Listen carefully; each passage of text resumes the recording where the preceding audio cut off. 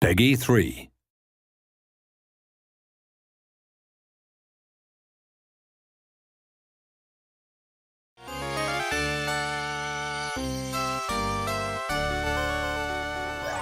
When I was thinking about what people remember fondly about the game, at the time, I think it was enjoying the thrills and getting the timing right when they played it.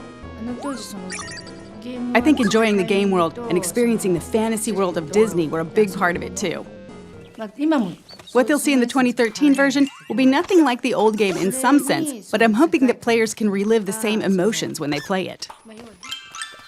It's taking something that was very iconic in the 16-bit era and thinking, well, how can we take something that was really special, really worked well, was one of the most iconic games of its time, and actually try and explore that in new ways with the technology. And you have to be very mindful of what made the original so successful and why people loved it, and try and bring that forward without it being just, literally a one-for-one remake. There were a lot of unique games at the time in terms of graphics or the general atmosphere of the game. Even among those, this game made an impression that still lasts. And now it's being remade.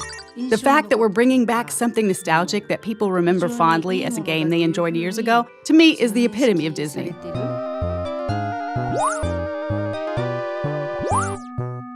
The original game, it just had a lot going for it. I think even the name Castle of Illusion was something cool, straight away Castle of Illusion says, oh, what's that? Oh, what's inside that castle? And then you've got Mickey Mouse, biggest character in the world, so straight away you're like, oh, that's awesome, we're gonna play Mickey Mouse through this Castle of Illusion. And it innovated on all levels, camera, control, platforming, and I think the core gamers absolutely loved it. So that in essence, it's a very simple platformer, but it grabs the magic of Disney, the magic of Mickey. It was my first time making a game, so I came up with ideas I thought might be interesting and things I thought would help flesh out the fantasy world without being hesitant about how difficult or unconventional they might be. In that sense, I think that helped us make a unique game. First, the animation was unique, in that it used a remarkable number of frames in the animation for its time. We tried to use as many techniques from film animation as we could. Also, we put a lot of energy into the backgrounds for its time, packing in as much as we could given the memory constraints. I think both efforts paid off in terms of the game's graphic quality. A Disney animation is always moving, from beginning to end. At the time we were making our game, if you didn't do something on the controller, nothing would move at all. So we thought, if we want to bring Disney animations to life, we need things moving on the screen all the time. These days you see it in almost all games, but at the time, we were one of the first games where your character would move even when you're not doing anything. The amount of memory or VRAM that we had to work with at the time was really tiny. You need memory to make good, rich animations, but the way VRAM had been used prior to that point wasn't very well suited for animations like that. So we worked with the programmers to rebuild the system from the ground up to let us focus more on the animations. Once we got the animations where we wanted them, we adjusted the character's movements pixel by pixel for a better feel when the player controls him. When we were told to make a Mickey Mouse game, I didn't want to make a game that was just about Mickey being cute. Our focus was on how we could include the Disney world view from their classic movies. So rather than Mickey Mouse alone, we drew inspiration from the various classic movies that Disney's produced.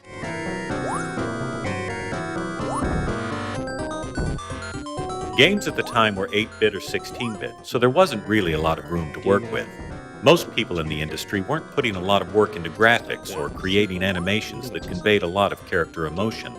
When we watched Disney movies and Mickey, it seemed like such a waste to take the fluid animations and beautiful backgrounds and turn them into pixelated graphics.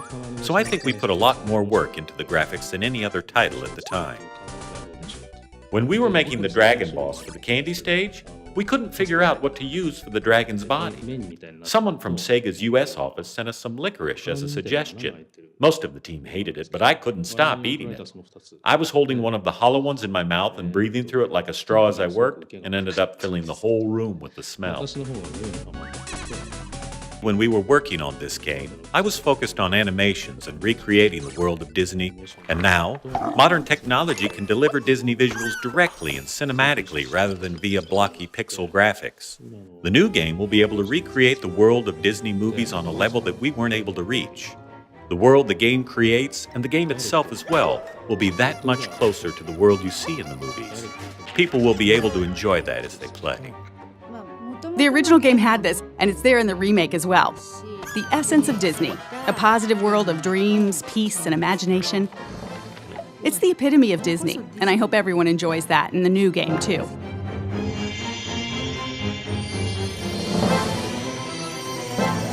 We're very fortunate to be still working with the original producer of the game. I don't think many other studios have ever had that opportunity. SEGA actually approached us about this a number of times, so I've seen prototypes and ideas from other developers as well. But with SSA's prototype, it took me back to when I was working on the original game. It reminded me of things I was feeling at the time, or what was going through my head as I was working on it. That's a wonderful thing, and it made me really want to work with them. The prototype we delivered was actually to be presented to the producer of the original game. There is nothing like that as a goal to motivate a team and then to fly a lot of that team over to Japan and present live. I myself was quite nervous. I've heard that the producer was very tough, very talented. She did the original game. We were there in the meeting, everything was quiet. She walks in, everybody's very nervous. It went phenomenally well. She was happy, she was laughing, she enjoyed what we did to Mickey. For us to change the mechanics, we have to be very cautious. We can't steer too far away from the feel of Mickey, and we can't go too retro, because there were technology constraints in those days on what you could do with Mickey. So we've analyzed the feel of Mickey, the jump heights, the inertia, the turn, on the edge of a cliff, and we've been able to just knock it out of the park, all the animations, and now we're challenged by the feel of Mickey. So we feel we can move from the retro to retro plus. We can do more of what I think the gamers in those days would have loved because of our technology. It's more lifelike, it's more fun. The lighting effects are taken into the account, the candlelight in the background. So all of a sudden the personality, the core pillar of the game, Mickey, is brought to life. And that's something that we really want to do with Castle of Illusion, is try and modernize Mickey, but put him in the context of what we had before in the original game. And our challenge then is to try and improve the animations, the look and feel of Mickey, the characters around Mickey, the environments that he's in, and even the music score is a massive part of that whole Disney package. Primarily, we're able to do a lot more with the sound effects, the mixing, the environmental effects. I mean, these are all things that we come to expect without realizing it. If a fan of the original picks up and plays the new Castle of Illusion, I think they're going to be really surprised. I think they're going to feel like this is Castle of Illusion, and I think we've played a few little tricks on them along the way. And I think if they're looking out for those things that they remember, they're going to see them and a few extra as well.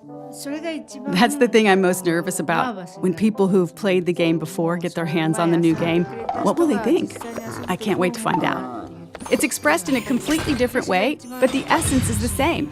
So I hope the enjoyment they experience from it is the same.